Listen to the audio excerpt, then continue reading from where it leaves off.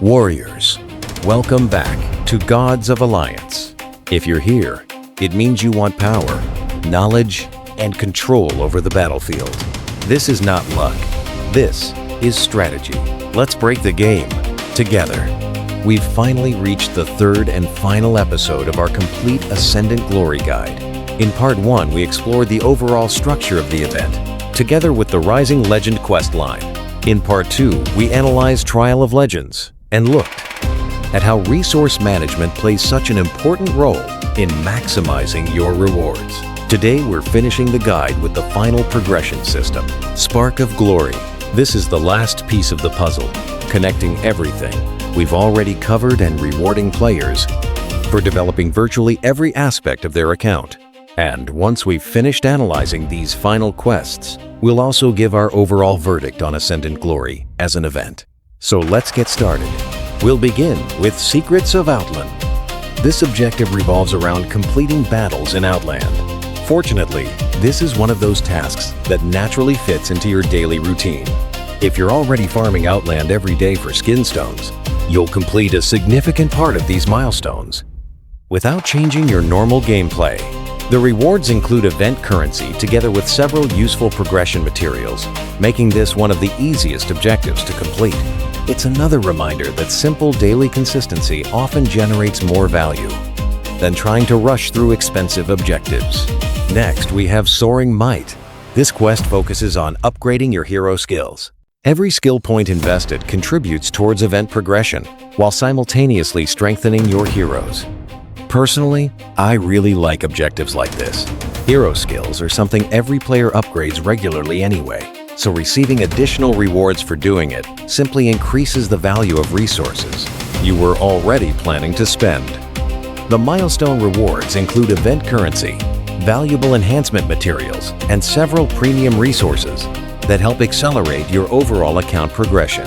If you've been saving gold specifically for hero development, this is a very good opportunity to use it. The next tab is Awakened Glyphs. This objective asks you to spend Glyph Sparks. Now, this is another resource that many experienced players intentionally save between major events. Glyph Sparks become increasingly valuable in the late game, so timing their use correctly makes a noticeable difference.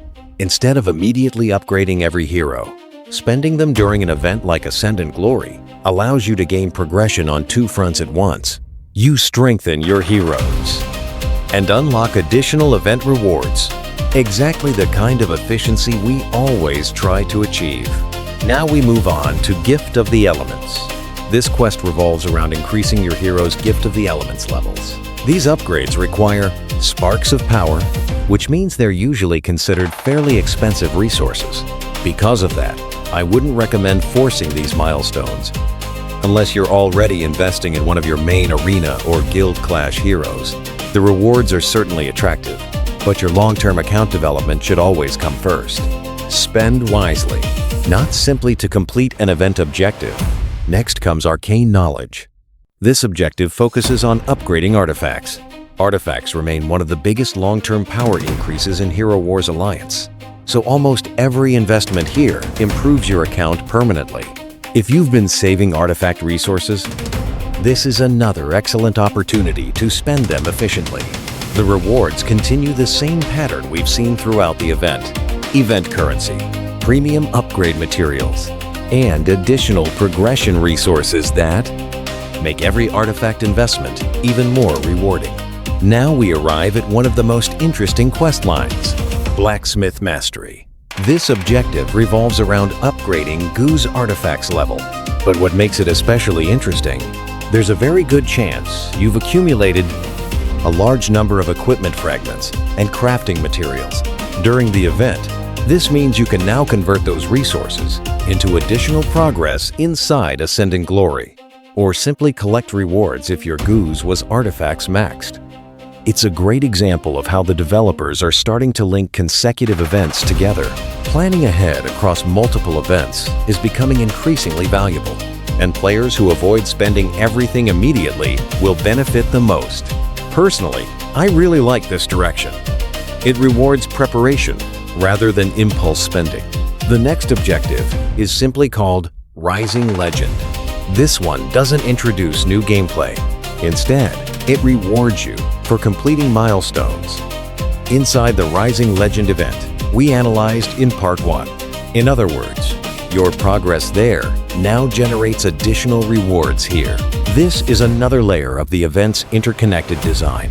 Instead of every quest existing independently, everything contributes towards your overall progression. Complete one activity, and you often receive rewards in 2 different places. That's exactly what makes this event feel far more rewarding than many older Hero Wars events. Finally, we have Trial of Legends. Exactly like Rising Legend, this objective rewards your progression throughout the second event we covered in Part 2. Again, there aren't new objectives here. Instead, it's another bonus layer that recognizes your overall progress across the previous quest lines. By the time you reach these milestones, you'll already have completed a huge portion of the event naturally. It's a very satisfying way of finishing the progression system, and another reason why planning your resources from the very beginning is so important. So, Warriors, what's the final verdict on Ascendant Glory? Personally, I think this event follows exactly the same philosophy introduced with the previous Summer Glory event. It rewards players for simply progressing their accounts. Whether you're upgrading heroes, leveling titans, improving artifacts, opening heroic chests, or simply completing your daily activities. Almost everything contributes towards meaningful progress. Of course, there are still objectives aimed primarily at spenders, and some rewards remain locked behind premium purchases. That's not going to change. But compared to many older Hero Wars events, this structure feels considerably more generous. There's a real sense of progression throughout the entire week. Even free-to-play players can earn valuable resources simply by planning ahead and using what they've already saved. Personally, I hope Nexters continues building future events around this same concept, because overall, this is one of the strongest event structures we've had in quite some time. And that brings us to the end of our complete Ascendant Glory guide. Across these 3 videos, we've analyzed every section of the event, every event quest, the Champions Gallery, the new skin system, and all 3 interconnected progression paths. Hopefully this guide helps you decide where your resources will generate the greatest value during the event. If it did, don't forget to leave a like, subscribe to Gods of Alliance, and let me know down in the comments how you're progressing through Ascendant Glory. Are you going all in for goos? Or are you saving your resources for what's coming next?